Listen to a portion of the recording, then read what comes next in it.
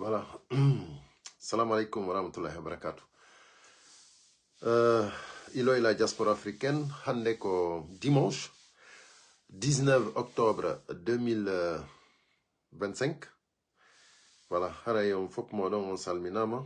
Donc hande wade do live en poulard exclusivement. Donc voilà, haray ko antenne libre. Fala be participer de no ay participer ko 0033 752 56 16 82 no windi dongoy. Donc kala fala do participer de hande temon ko temji didi jogide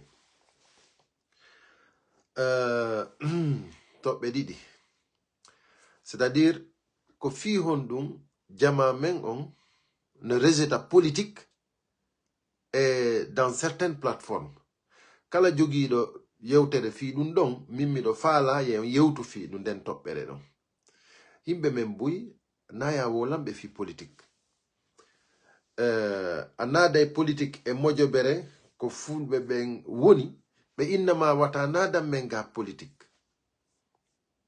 min ɗum ɗon mi tawama hay ko tabital pulago ɓe jaɓatano politique waɗe nder ton wowle nder ton mais min komi ahiwno ɗuma honno fayon ɗon c'est que politique ko si tawi hawri parti politique ji ɗin no woni d'accord waɗoɓe politique ɓen ɓe woni d'accord hara hina sifa o régime exceptionnel mo joguinoɗen ɗo fi o wano o CNRD ɗon reni CNRD ko régime wonnanda armani ɓe ko ɗum woni ɓe braki leydi ndin. Donc min mi sikki na e politique wona ko leydi ndin ƴetta braka leydi ndin woni en otage. Donc ko fi on ɗum yimɓe ɓe wawata yewtude fi honno ndi leydi hettorta si fokkitama non politique min mi e hakkillan wimi si fokkitama politique hara leyɗe ɗen fop hara parti ji ɗin fop no famodiri on tumati non inne awa joni wata mo wola ɗo fi politique inne wata mo wola ɗo fi politique. Donc déjà iɗen jogui premier intervenant mi sikki ko Suisse. Voilà, on va le prendre. Salam alaikum wa rahmatullahi wa barakatuhu. Si tawi ko fi émission on haray vous êtes en direct mi waɗi main libre ah ok, donc haray waleykum salam min ko Abdoulaye Diallo minete Kula. Abdoulaye Diallo Kula min ko oui voilà min ko Suisse moni précisément Lausanne. Ok, min ko keseji ɗiɗi patti mi mari komi landoto wona jonnugol avi ko landagol mi woni quoi. donc mais on andi ɗo hande thème waɗaɗo ɗo on ka mi jentike joni noon ɓawi min lanka golle mi partage ɗuma on déjà minni joni mi natumi mi wanno tinna ko question ji ɗiɗi juste komi mari komi lando nam ɓay ko fi politique donc premier ɗumon min e hakkille an ɗum noon ko min jonni min tun sikki si tawi woni Mamadi Doumbouya tawi ɗo nambarantiɗo yay imo wawi ɗon ko di présentade ça veut dire que hari so présentaki o respecti promesse mo wanno o joni noon hara enen en présentaki exemple IFDC o ƴettalami mum o jonna goɗɗo siɗɗo makko par ce que min 90% min kon plan ɗo mi tañini ni ɓe faala famude si tawi noon ɗum ɗo wonoyi haray mesure fi ɗum ɗon parti o no ƴetti disposition fi ɗum ɗon ga walla o si tawi woni enen e présentake Mamadi Doumbouya présentike Sidya Touré présentike par ce que Sidya Touré no ko candidat Sidya Touré e parti ji ɗi a heddiɗi hara e mana ko enen tun e RPG woni exclui nder ton hara ɗum ɗon kadi ko honno wiɗo no ɗum ɗon. Ok, ko ɗin question ji ɗon ok joni d'abord première question ma on joni haray ko wiɗa da tañƴini haray joni kanko o présentoytako voilà way so tawi nambar on tiiɗo yey non ɗum ɗon on tiiɗay ɗum ɗon on tiiɗay non min mi yewtidi e woɓɓe kamen toon wonɓe ka laamu nini ko on proposition ɗon ɓe faala ko soit Ousmane Kaba walla oya Lansana Kouyaté walla ɓe ƴetta goɗɗo ka kamɓe hotguin ɗon ton kamɓe sippe ɓen e présente on ɗon juste un mandat fi wata woni Mamadi Doumbouya respecta les promesses makko. Ok. Donc joni non mi sikka an ko a Guinéen ka. Voilà. An ɗum ɗon a jaɓay ɗum. No, andi kon andi no habbotum min on mi jaɓa d'abord min mi reconnais ça Mamadi Doumbouya comme président. Voilà. Donc est-ce que ɗum haɗi yo diri joni no jentitolam alandike lan mikkadi joni mi jabotoma ko wiɗa lan ko a Guinéen an a jaɓata ɗum ɗon hay a reconnaissant mo merci min ko ɗum mi habborno ko réponse ɗum mi habbino e ma parce que si ko a Guinéen tigi kono jaborɗa ɗo ni ko ni jaborte d'abord ko hay mi reconnaissant mo sakko mi jaɓa voilà ça c'est la bonne réponse voilà ko hikki ɗon kamɓe waɗi constitution kamɓe waɗi mode enen wiɗen en tawaka e mum few enen force vivant en tawaka few e ɗum ɗon ok en boykoti joni noon kamɓe on constitution mo ɓe waɗi ɗon tigi newnanamo kanko tigi yo présente sinon si tawno hara ɗum kadi o présente to e hoore ɗum ɗon harayno fewde o ɓorti nokketen yo o woni civil o jonniti laamu ngu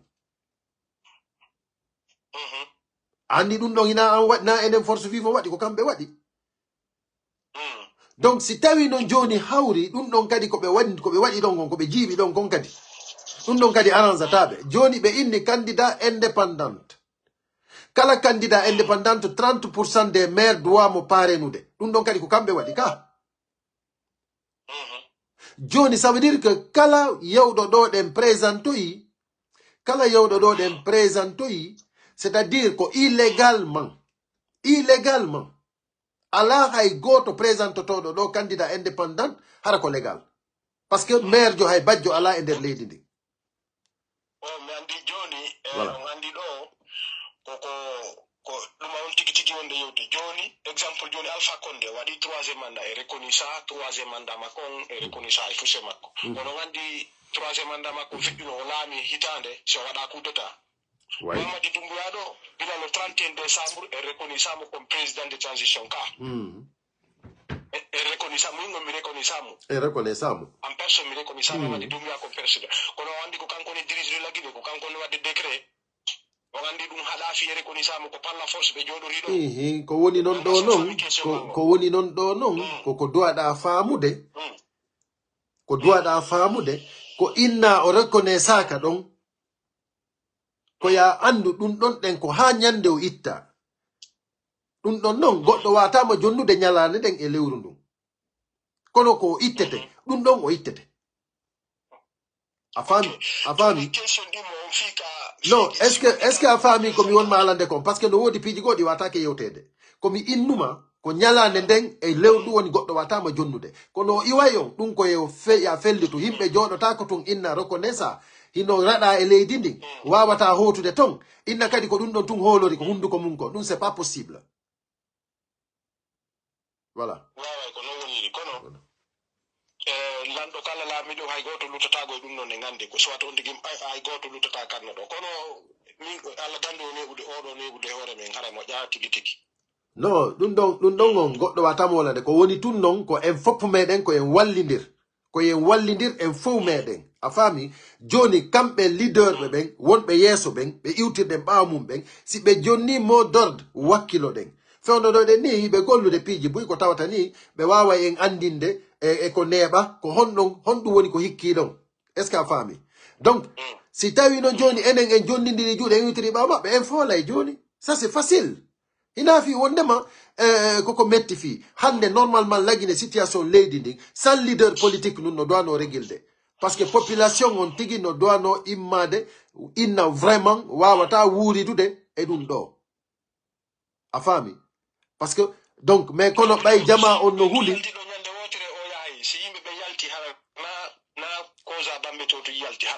ko ɗum mi innuma jama on no huli si jama on hulano c'est à dire ko ñallal gotal Mamadi Doumbouya dogayno a faami koko waɗi Madagascar ɗo voilà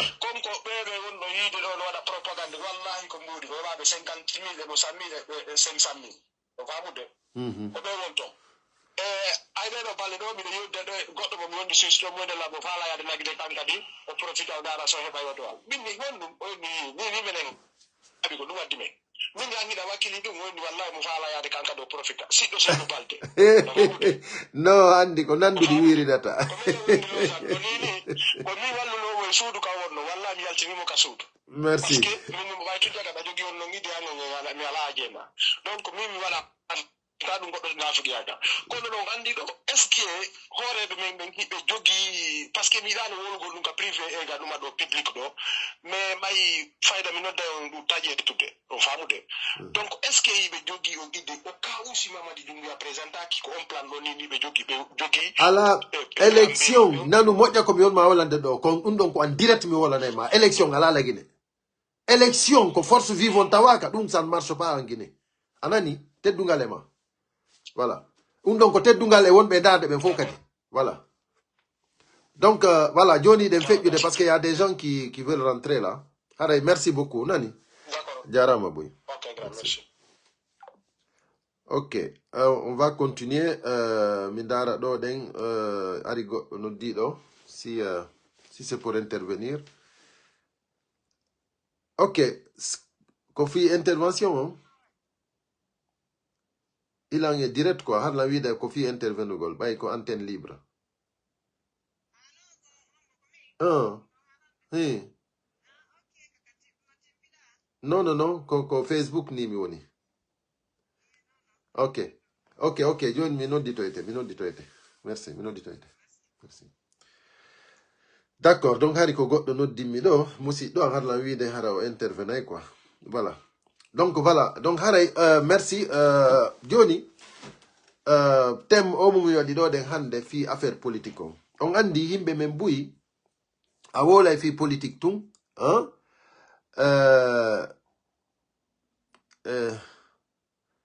FNDC, ok, tu peux m'envoyer un message après là, je te rappelle, sur le numéro là que j'ai affiché là, plus 33 752 56 16 82.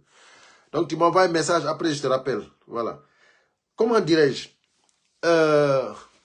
Himbe bui, awada politique, anada politique par exemple, et moi je bere, wada langandi wano tabital pulaku. C'est interdit. Effectivement, est interdit. Mais moi, je pense que nous, on débat quoi. Parce que mon ben nous mari femme et moudou, mon ben nous mari point de vue moudou, mais mimi inni fond de denni, hein, fond de denni, ko hondu wadi, ko honto lady mending feundi. Lady Mending konto feundi. Sadi Lady Mending no oni en otage. Himbe ben no jetta en otage. Jama on no jetta en otage. Donc hina efi politique wona. Siko efi politique wona no. Wano di élection ji wadi do de. Ngi no oui et non fok no wada campagne ka. Mais non, il n'y a pas de campagne. Ouais, démocrate, tu veux intervenir? Ok. Donc, voilà, tu as l'antenne. Donc, on a démocrate. Tu peux te présenter et tu... Voilà. C'est bon, là, je suis en ligne? Oui, tu es en ligne, oui. D'accord. Merci beaucoup, camarades. Merci de la diaspora africaine. Donc, avec démocrate. Ouais. On est intervenu de antenne libre, ouais. Donc, vous allez m'excuser un peu, Milokayasi. Ouais. Tellement que le thème est intéressant, il me va ronku de nature. Alors, le démocrate un des responsables du FNDC France, ouais. Et également des forces vives de Guinée en France. Ouais. Donc, si l'élection qu'on a eu de Guinée, à la veille du référendum. Il n'y a pas de référendum qu'on a eu. Et on a un vote oui, on a un vote non. Parce que dit non, on a quoi arrangé, on a quoi nafata, on a quoi nafata Guinée yembe. Ouais. Qu'on nafata Guinée yembe ben faut qu'on ait voté. Qu'on dégage qu'on m'a dit dumbo ya groupe makombe imo et hore Guinée yembe. Ouais. Donc tiens jodi anji de wali référendum yon il jodi il wali croiser les bras. Et voilà li ko doit de wali de con. Ça je le dis parce que tout le monde de ko doit de wali de Congo. Et il y a résultat mo fala de ngo. Madagascar ne doit no ko be doit wali de Congo. Résultat là non faut you non. Ouais. Alors, tout le monde plus de 90% au taux de participation. Il y a une participation. Le lendemain, quand il croit que le terrain est balisé pour lui, quand voilà quoi, au programme ou au présidentiel. Malheureusement, il est marié, il n'était pas Mamadou Boy tout le temps. Mamadou Boy de présenter le lancement. Exactement. Ouais. Alors, je le dis, vous allez me permettre de m'exprimer en français. Pour ces soi-disant candidats aux élections présidentielles que Mamadi Doumbouya a organisées. Je vous le dis, nous allons vous chicoter tous, parce que vous êtes complices du malheur des Guinéens. Ça, je le dis haut et fort. Nous allons vous chicoter.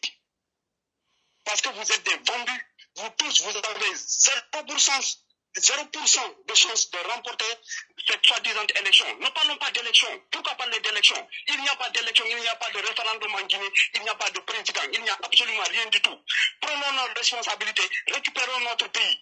Ouais. C'est ça qui doit être fait. Ouais. C'est ça qui doit être fait.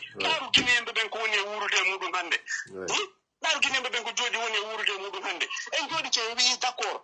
Allah nuru Allah hayre wosen yalti be fella yembe warani wone d'accord en galdi yen darno moto jime yen darno velo jime darno taxi jime ferme magasin jime de waden fo on n'a pas fait et wadali anti ko on goddo go inni on soit 10 ans yanda ko maire ga ko je sais même pas je vais pas dire son nom parce que je ne peux pas faire sa publicité donc Mamadou Doumbouya se déclarer le candidature mu ngande janguma dina wudi tata ouais il me met à ta ville. Ouais, il me met à ta ville. Mais c'est ça, on veut y attaquer. Donc, il faut payer une bonne. Ouais. Il faut se la dire, qu'on soute et yaoure, et qu'on doit de walou, dès qu'on doit y bailler un gangala, walou de camp de imposer, un doigt de main comme nous palire la canon. Ouais. Camarades guinéens, s'il vous plaît, prenons nos responsabilités. Prenons nos responsabilités, il n'est pas tard, prenons nos responsabilités. L'exemple du Madagascar, frappons-les là. Ouais. Ouais. Ils se sont mobilisés comme un seul homme, ils ont chassé la dictature. Comme nous allons voir de nous. Ouais. S'il vous plaît, les gars. Ouais. Donc, merci, démocrate.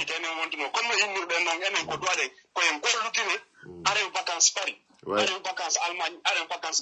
Ouais. Ouais. Malheureusement, il faut que tu aies donc, jaman fo no tora imagol daro daduto wakilo itembe yimbe bombe hore mede. Merci. Donc mi jogata ko antenne ko juuti mi do yasi. Merci. Donc merci beaucoup camarade, merci. Merci beaucoup démocrate, c'est gentil, merci vraiment. Voilà, donc on fait amica. Donc voilà, il faut que Jama on anda wondema. Il faut, voilà, il y a FNDC qui me demandait si ce numéro a WhatsApp. Bien sûr que ce numéro a WhatsApp. Donc, tu me laisseras un message là-bas, je te répondrai. Donc, Haraido, Jama on no souti wondema, même leur propre constitution, Moentawaka et Moudou, Haïgoto neonanaka yogol wona candidat libre. Personne.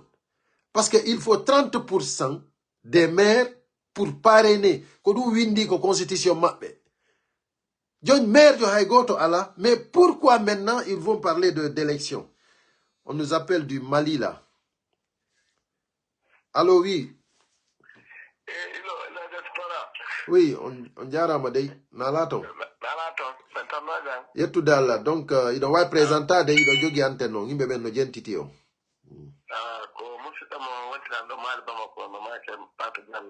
Pate Diallo, oui, allez-y. Non.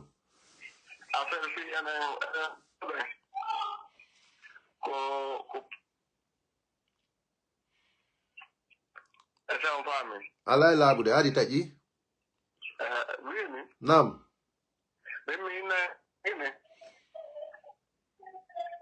Idon jentita, allez-y.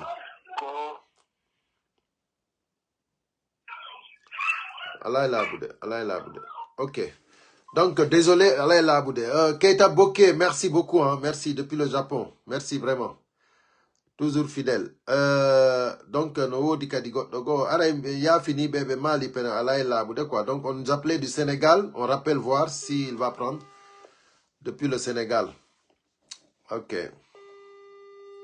Donc haray élection jiding be wawata feƴƴude ɗon ko jango ɓe wino kadi DGE on ko jango jonni rendez-vous yimɓe ɓen fi yawgol dépose candidature ji maɓɓe ɗin joni non an candidature ma on candidat indépendant c'est-à-dire il faut que heɓa goto mo andanda hoore ma ni parenima au moins mais il y a pas de maire ɓe ini non il faut 30% des maires. Voilà. Salam alaikum. Maaleykum salam. Aray do way présenter vous avez l'antenne, oui. Ok. Minangini Alassane Diallo la pour Dakar ni woni. Alassane Diallo depuis le Dakar, oui, depuis Dakar, oui. Ko leluma woni kane. Ok, Alassane, allez-y. Ok, mi fala rek soulignugol fi ko haala don ko yo communauté nen e kadi mi beda mi hala hakkille ande. Naam. Mi miji kon ka berne parce que mi sikki ko denta kom bano adama si ami gitaki. Naam. Tay woni ambi gitaki haray no yurmi fionno mini no yurmi parce que leñol mengol hande sa bano adama no immo depuis 58 malgré ni ko mi pay fu ma mari on telan hande dubi no gay jowi mais mi lang andi ko parambe ambe immi ko ngari on telan gollite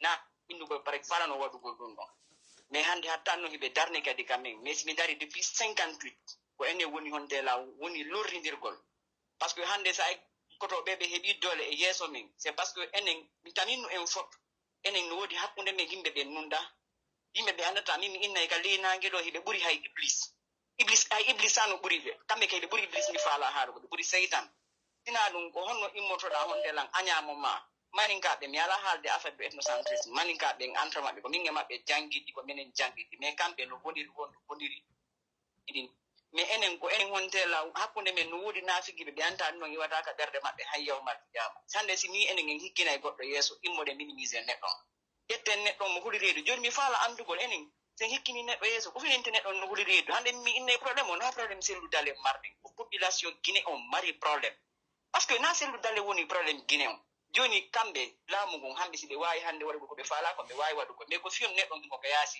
parce que be andi be wata wadde goddum baawo selu dale jonon ene mo hikinde yeso ngel teddintamo sina minimisugol mo ko yennugol mo aybina mo haala ko fiiji fop mais hande na sellu dale woni problème mon ko jama o woni problème mon ko sellu dale woni wadde bonni ko ginde ko sellu dale bonni ko gine ko fi won jama o susta haalugol gonga hande ndara jawdi wonda nyaamode ya ande ko yite jaharnama wonda nyaamode andi Allah landoto ma ko ndebe dambo ma ko onno na daydi enen ko atna pin jokketen ko woli ko welata won kikin pin jokketen enen sikko don tela hande ka wonden do enen ka wonden do kada ko silu dalen yaaliuba enen ko joda goldo immo dum hontela walla leñol goto ngo lanna en aybingol depuis 58 enen heggiti ko waden kon Boagar Biro en heggiti non fu ko waden kon Siraj Diallo ko waden kon Bam enen heggiti no on hande ande ala goto wondo ka ya saysa mari milliard taw ya fala wonde ka yaasi mo beno wahirda o enen ko do men jibina men janni hontela ngine men wahiri wo kamen burani men hondelan ka goddo hande si goddo stigmatisima hondelan ka yas atawa no musa ma be ko hon wawda ti obligé jaba parce que min mo be men konto gadi erreur ko dugugol o dictateur ke sibe dogano o dictateur ton ko don be falti parce que ala mo faljata sibe dogano sebu puri depuis lawno hande hebata ko nden hebude ko ça c'est vrai enen leñol bengol yo mari nafiki ko gasata moyda ko on halanta ma do joni yawada ko bisuri ya mawbe ben elas badruba mo hontelan kambe ko don hontelan babe ngandam enfin as galle maberi mi ala mawdo non fala do be jeto live ko min haali ko Alassane Diallo mi rete ko Sénégal mi hontelan la carte almadi mobbe ko nafikide ko nyaamayde hontelan ko nyaamayde dun do ngenaari selu dale ngara be weltano selu be fami kina wa selu ala selu dale yaha be mo be golide lamu go mobbe ko nafikide hande si nama yo gonga haali ender leydi Guinée be ma be fono do aytede parce que dina kan be figira dina kan wala halin drenen gonga me Guinée sa haali gonga be nanga ne akiya ayenni moko ba na yennu gol moko ba do aka nyaamu gol nari moko ba kulay Allah ndara azma tawni ko no arda yara de ko to yeso exactement ne ko haalu gonga yandu amaye ne ko haalu gonga ane na selu dale woni problème Guinée yimbe be yo hulu hakke selu dare wallahi gran kala mon tela lidi ka toni woni Alassane imbe buyno ko ligne rabbindino don ya beaucoup qui appelle donc Merci, merci beaucoup. Amin. Amin, ya Rabbi, merci. Ok, on y va. Angola. Voilà. Haray, on va y présenter, hein. Vous avez l'antenne. Allô? Allô? Ah non, non, on a la connexion. La connexion, on y va. Côte d'Ivoire. Ok. Allô?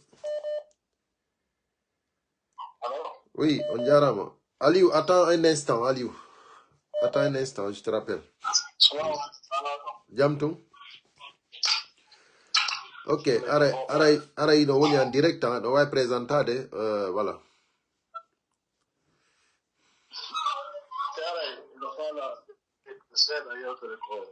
On va tourne hito mongon seda quoi, fio nano moja.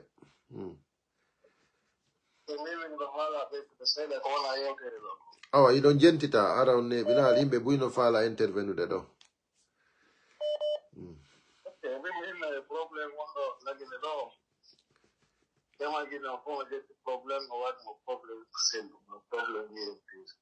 Ouais. Le problème national. C'est un exemple. Madagascar, c'est pas le bon. Et il y a moins de politique, il y a une société civile, vous connaissez les soins, d'Ariha comme lui, comme Waka. Ouais. Nous, c'est Dari, on a la Guinée-Lo, pour les Kémenge, et Aliba, Biloba, et le fond d'Angam, de Yo. Nous, on a la nation of hope, c'est le seul sinat in the garden of Gogo. Don't bear the town d'Angam, who swore that. Eh? Then the Galama could have some, in the Warama, swore that. Don't let that in the hand, they could sell one per day, yes. And a common and any what they want. Don't send them economy, don't have a call the Wada, and get a better ball into bad touch. Ulong Mara, a suicide what when the control the killing got the one and a yes. I don't know what I'm asking. Give me never no go and do the come father. Now you look on to the phone got one and a yes. By you never been about farm, this is not the info. Ouais. Merci. Merci beaucoup, Onjarama.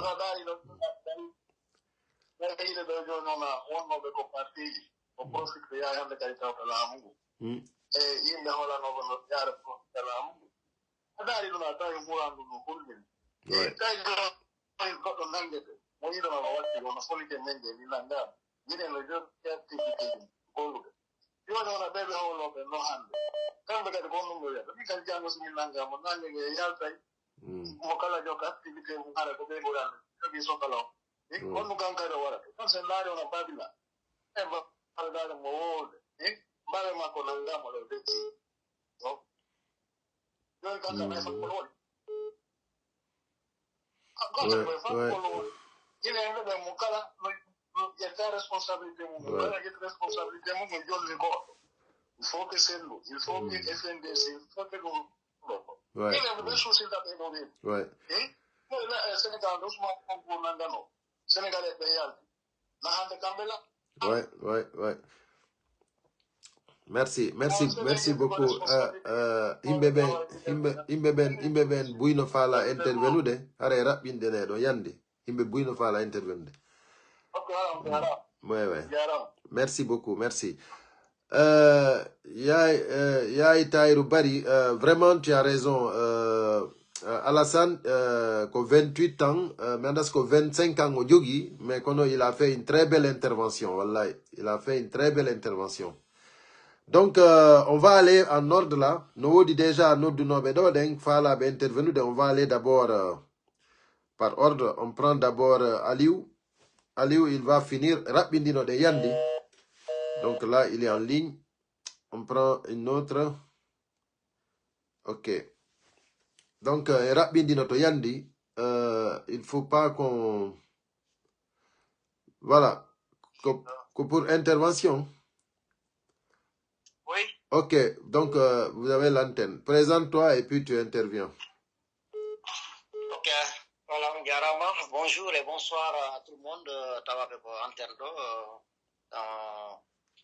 la page de Ilo et la diaspora africaine. Pareil, Indian comme Mohamed Malalba, Nivrikam Fop. Pareil, Kofi, dans un premier temps, on a le thème du sujet concernant la politique dans nos plateformes et une communauté foutant surtout. Pareil, mais bangé n'a pas de autre c'est fait du merending. Ok. Et une plateforme dit, le plus souvent, nous rejetons que y était comme youtube politique. Il y a une plateforme dit tout. Hay tout monde dit et notre qualité fop ko won dangue mudum. Na wawa sen yittiti hore meden e bitu bitemedere. Mamiraɓe men ɗen e jama men gon e babiraɓe men ɓen hanko sakkitiɗo c'est à dire enen kala ko wiya politique ko yen pottito kala ko wiya fi affaire hay yowgol hay janggoygol aduna sariyanke ko yo pottite c'est à dire ko éleveur waɗade commerce yeeya goro tetta kake yaha yeeya dans l'histoire du temps onon enen tappira ɗen hoore nden hande ɗaani si hewti ko armée non hina yo yahay si hewti ko janggoygol hina yo yahay jange si hewti ko politique hina yo waɗe politique alors et pourtant kala wonɗo citoyen e nder awo aduna ɗo dans n'importe quelle société ara on citoyen ɗon ko personne juridique qui représente une institution et n'importe quelle entité walla société mo hoɗi e muɗum hay ko nder ɓengure makko tigiri ko nene baba woni o woni ɗon ɓiɗɗo walla ko woni nene baba parce que si tu ne fais pas la politique tu ne pourras pas arriver à la gestion de la situation stratégique des choses donc min ko nde yewtere ɗo sagonde hewte no fuuta luggu ɗon ko nder village ji kono himɓe ɓe jogaki téléphone android ɓe wawata écoutude message ɗin ko be wakkilɗo ɗen continuer aux conscientisation peuple foutan dans nos communautés, dans notre communauté, surtout dans le Fouta profond. Faire de la politique, c'est l'art de gérer et de participer au modèle nouvel où nous prenons les décisions les plus grandes pour notre devenir. Politique, c'est essentiel et c'est obligatoire de la nyama politique parce que la gestion stratégique ne so direta non fi hebugol e participe gol ender ofji ko winda ko fi asodu adda ko galle ma walla bengo ma wada dum donc c'est déjà l'art de politique c'est déjà l'art de politiser alors la politique c'est une obligation si tay non a lutti politique on tesu kun hakkude ma e minyama to walla hakkude ma bengo ma walla modima o don luttata c'est-à-dire leydi din be detta décision ji nyande jango fina ara tawa inna he wonde tuma o mirdo darnado bendama wonde ma dum wadano élaboration établit ça promulga et diffusa donc c'est une loi qui a été votée dans l'assemblée donc il y a assemblée au suffrage dans le niveau bas aux sociétés au wada juridiquement donc ko betawe den en det aduna ko betawe den en der système politique leydi men din fulbe jama wonta on dogu politique tawe en der politique kala ko wadete en der politique parce que onon tigi ko politicien be on anda ay jongude rewbe dido ko politique o watta fi o wadu on gestion don donc ko betawe den woten puttine wonum haddi hiden lutti bawo ko fi en dogu armée en dogu jangugo en dogu politique hande wetani aduna on l'enfant tout le monde doit s'intégrer et s'appliquer davantage et être dans le monde de la politique, dans la gestion de tout concernant l'évolution et l'avenir de notre pays. Ok, merci. Deuxième point. Il faut faire vite parce qu'il y a beaucoup de gens qui veulent intervenir. Ok, voilà, d'accord. Deuxième point, toujours, mais toujours, pareil, le fait le plus important, c'est que il y a la trahison pour Gonga. Donc, on a vu. On a un mode de vie hande. Qu'est-ce que nous donc? Pour le temps de sauce de manika, manika de pour le faut mauvais que guerre d'intérêt. Mais hande, la guerre que le Guinée a, on dit bandit a dit jodi hore meden, le CNRD. Le CNRD n'a aucune valeur. Le CNRD n'est reconnu par personne. Depuis 24 décembre, fait le CNRD mandat de Gassi. Il y a organisé de Hande d'or. Il n'a pas reconnu sur le plan international ni sur le plan national en République de Guinée. L'Afrique est bien, il y a mis beaucoup de choses. On peut voir des himbe, soka himbe. Aliouba est un opposant, leader farouche pour le maintien de la démocratie en République de Guinée. J'appelle, j'interpelle à la population guinéenne, au peuple guinéen conscient de se préparer devant le soulèvement populaire. Fok imoto yalta daro potina di bandigi potina mamadi dumbuya. Assalamu alaikum wa rahmatullahi wa barakatuh. Merci beaucoup. Donc voilà. Aray, on va aller en ordre. Nous dit bouy on ben fala bedo intervenu de, mais on y a en ordre d'abord. Nous dit bouy no doube donc minare no miara en ordre. Je vais essayer d'être juste. Si allô oui, Aliou, vas-y Yandi, le temps est court, himbe bouy no fala intervenir. Vas-y. D'accord, pas de souci. Ok, alors moi je commencerai, aujourd'hui je vais m'exprimer en français parce que le message que je souhaiterais lancer, ça concerne tous les Guinéens, voilà. Et en fait, je commencerai par dire, les gens, ce qu'ils doivent chercher à comprendre aujourd'hui, c'est d'apprendre sur les autres. Il ne faudrait pas qu'ils acceptent qu'on apprend sur eux. Nous avons vu ce qui s'est passé tout récemment à Madagascar. Et ce qui s'est passé là-bas, c'est quoi? La population est sortie massivement pour demander le départ de l'ancien président. Trouvé des espèces par Macron qui a envoyé un avion et qui lui a fait quitter le Madagascar. Maintenant, imaginez tous les ministres qui étaient avec lui. Imaginez tous les hauts cadres, tous les hauts, c'est-à-dire tous ces postes. Est-ce qu'ils ont réussi à avoir un air pour sortir? Non, et ils sont à Madagascar. Ils sont là-bas. Donc cela veut dire quoi? Moi, ce que je vais demander, les Guinéens, nos parents qui sont dans le pouvoir, nos amis, nos frères, défendez le peuple, défendez la vérité. On ne vous demande pas d'aimer un leader, mais au moins aimez vos peuples. Et pensez à vos enfants, pensez à vos enfants, pensez à vos enfants, pensez à vos futurs. Car dans cette vie, tout ce que vous voyez, c'est pour un temps. À un moment donné, ça va changer. Et il faudrait que si ça change, que ça ne retourne pas contre vous. Parce que tout ce que vous êtes en train de faire aujourd'hui, ça va retourner contre vous demain. Nous voudrons bien avoir un pays démocratique où c'est la loi qui règne. Ce n'est pas la loi du plus fort qui règne. Ça, c'est la loi qui est faite par la Constitution qui règne. Nous demandons aux gens et aux autres, encore une fois, de se ressaisir. Doumbouya, il a fait un coup d'État en tuant beaucoup de Guinéens. Il a juré devant tout le monde qu'il ne va pas se présenter.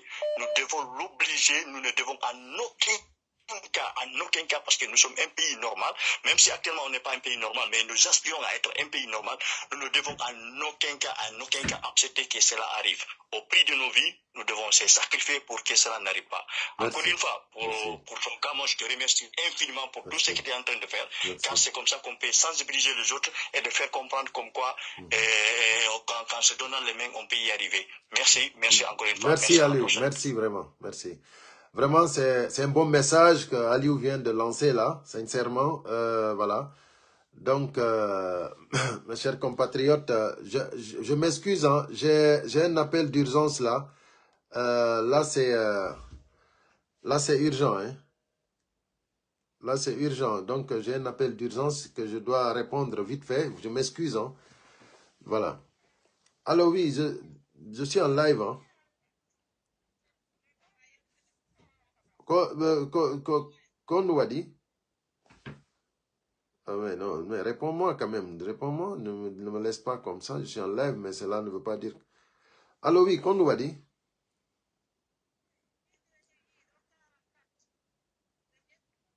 C'est... si tu as vu il y a faux, c'est bon? Si tu as il faut 45. Ok. Ok, si tu as non, si tu as c'est bon. Si tu as non là-bas, c'est bon. Merci. Ok, je m'excuse, hein, je m'excuse. On va aller prendre les appels comme on les a reçus. Voilà. Donc là, c'est aux États-Unis, je pense, ou bien au Canada, je ne sais pas. Voilà. Allô, on diarama. Nalaton voilà aray don jogi antenne on do way présentade comme ça aray yandi ara on jutinal yimbe buino fala intervenude. Mi ngare ko Thierno Ba mi nete. Nam. Jodi do États-Unis. Nam. Ko mi fala to andinde jamao. Iji didi no sonjude en hande. Kulongol. E sotidirgol koyde. So bini no sotidigo koyde hande ko be wobe mawbe men ben woni sonjude. E don fami. Nam. E don andi enen Afrika be sutini be jillidiri fina tawba e Islam. Hande be inna mawbe men ben si hali fenande. Wen nunnutum wen jaban fenande.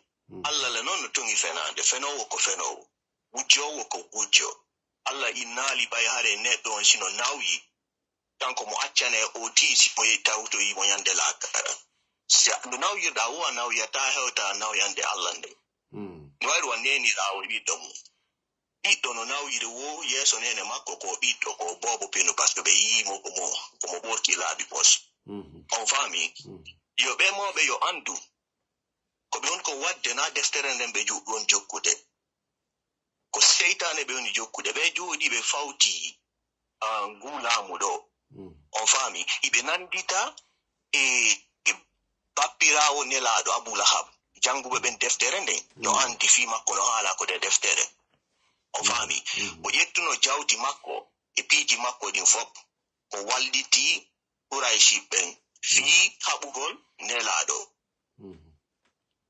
be men be wattuno den hoore men do no jokki senerde no wallitade be on fami yo ben don andu on don be jokki ko seytane be wayro Abu Lahab yo himbe hulube ben kadi yo amu na yaltugongol tun wawata ittude bedo de way won dara yaltaka buy mi la yiya journaliste be buy ma aro be di réseaux sociaux gino halana on pion ko yimbe won yawitade dum ko guerre économique ande fop no andi ulbe men no jogiti laamu politique e économie on bezo naki altugol on be butikaji mondi no halirano imbe men no huli no sikkude bayi kambe be duuda be wawatali bude ngu laamu si jangube men no andi no windi ko der deftere Allah no maki ko der deftere no ano dali ko der deftere inni woko laabi jelu yimbe faadube wawi libugol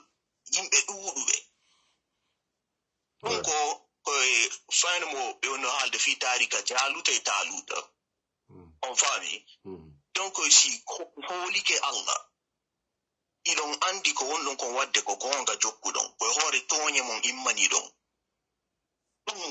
na mata midi soir Allah waldi do inna ka yimbe ben yalto ferme butikaji mondi senere ko ne te ko économiquement ko yanube on fami donc si boutique ferma ma hande ma jango pendant 2 ou 3 jours on y est ko wadda kon ouais est-ce que l'on famu de ouais donc hare ko nomi ba ko mi hal okay yo me ben famu tum mo be men ben non hay nela do Abraham inna no wo komo duwanani babe makko ko bay hari mo yettano be haadi me bay mo tawi babe makko no tawti e bebe hoolaki o habuno mo right donc yimbe ben sikku barare goddo no hecci ma anda mo dumani iden way respect de oti ay sai gos mais sen tayu oti ko seytane won jokkude Allah no ya amirien sabidu gole makko potir gole makko merci beaucoup merci donc hare ko do mi war ko ni ala hare on jara mo modi merci Thierno merci vraiment merci infiniment c'est bien dit voilà donc doden intervention Thierno do labi pos. Donc, on a tous compris que vraiment, il faut jamais ça, au moins, c'est clair. Donc, voilà. On a beaucoup d'appels. Des fois, la John de faux sens vraiment.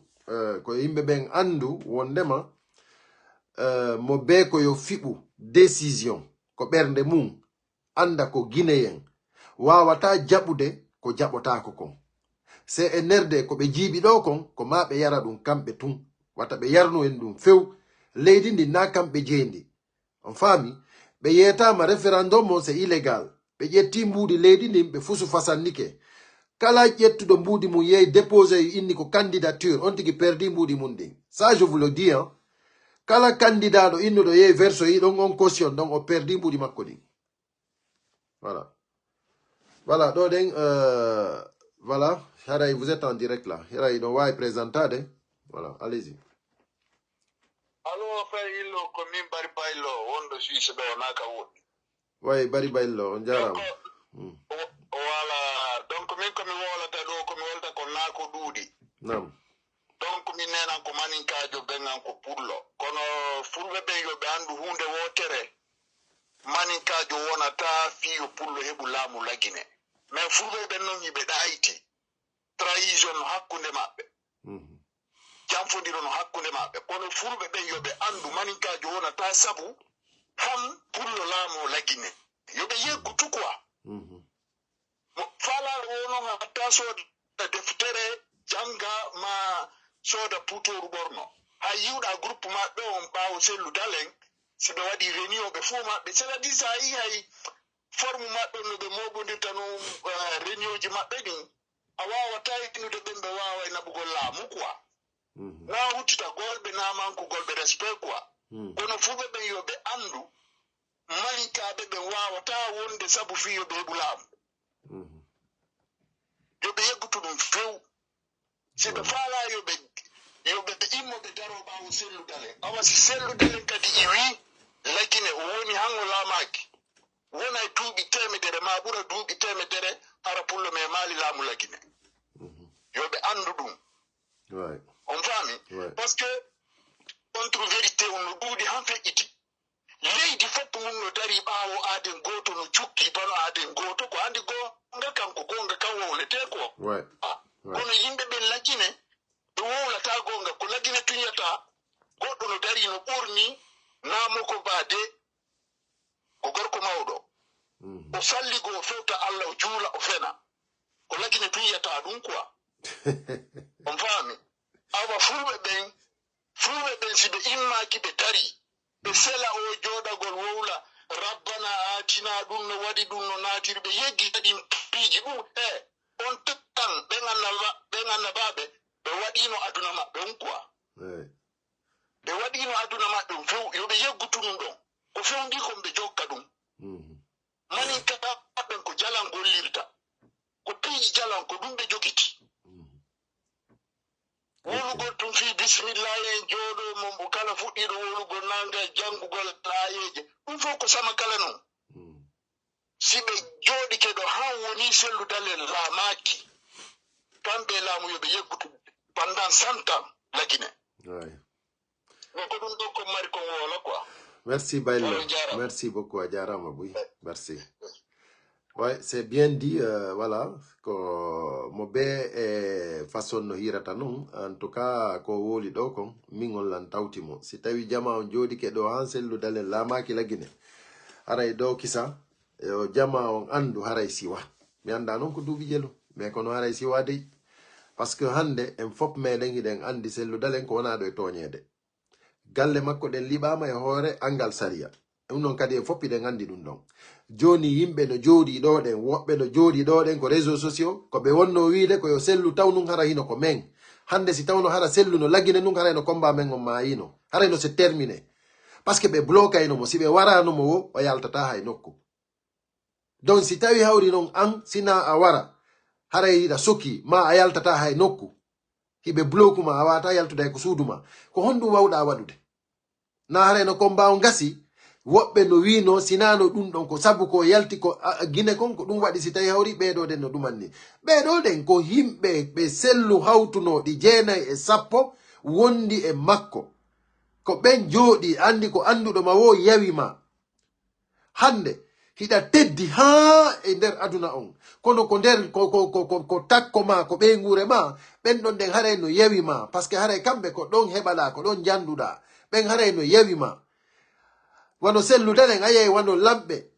wano mo way fottude e Barack Obama hara Barack Obama no teddini mo Bill Clinton hara no teddini mo way fottude do joni e Macron hara Macron no teddini mo mais kono hara ko makko tigi dalen hara yimbe no ton no yawi mo il faut que jama on fama c'est-à-dire on do en fop meden iden andi koko wona wolede do fi Guinée koko wona wolede do fi suudu makko ko liba do dum do den fop ko e hore toñe hande hay fus be ala ko be nangira sellu dalen hay fus jama on non no jodi no yetti problème hop no wadi ko sellu n'a pas de problème ko enen jogi problème bandirawo men goto no wadi do de message gambien jo mi juina mo do joni de en attendant pas yimbe buyno fala intervenir de je ne peux pas parler mi jonna on antenne voilà hande ko non je antenne je vous donne l'antenne donc odo den voilà coupi on va aller no wodi goddo insiste dodo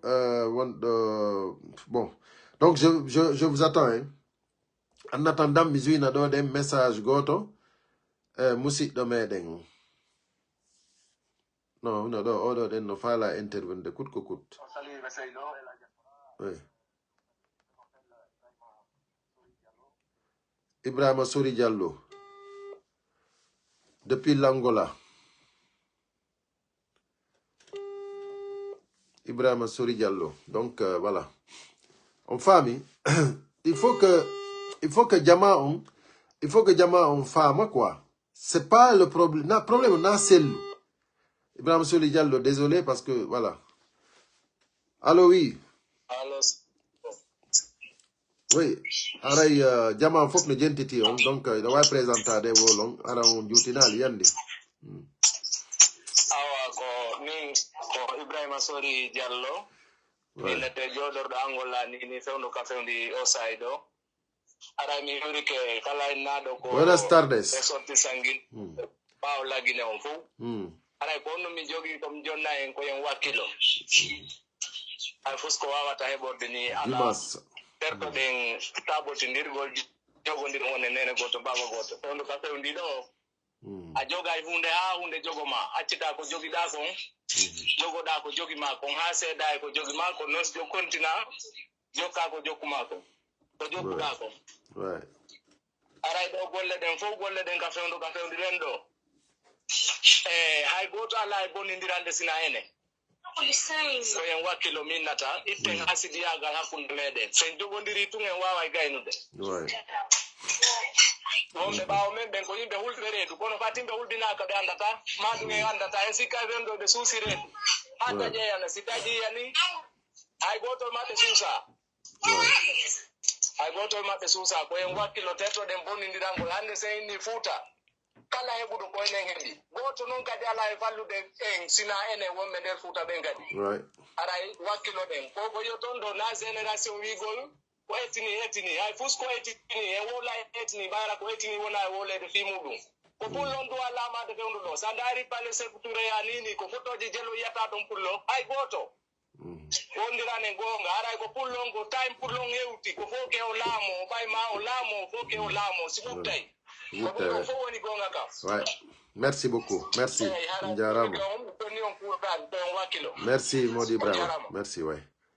Ok, donc ko tampulon gom Mody Brama ko woli do ko tampulon hewti il faut non fulbe ben anda wonde ma tam mabbe on hewti voilà hande lagine fop 4 régions naturelles fop pino andi vraiment lamu no fewti monsieur Cellou Dalein Diallo fop no andi dum don fop no andi kadi ina fi fewtu mo to ngimo gayna fop no andi vraiment ko responsable mo jogi expérience imo hola donc si tawi non joni hawri himbe wonnobe takko makko ben ko ben hande woni wiide hari lagine ko pineje tati joni de woni pine nay sabu Mamadi Doumbouya no jodi ko himo jibodi e hoore makko ko himbe fufala fuube jaka be wonduno den ko be woni suusindemo inna mo ko ma o jiba leydi ndin ko ma o hubba leydi ndin sabu intérêt o e mabbe tosokoy non vraiment si min daari Cellou Balde ko woni yewtude kon si min daari Cellou Balde ko woni yewtude kon fewndo do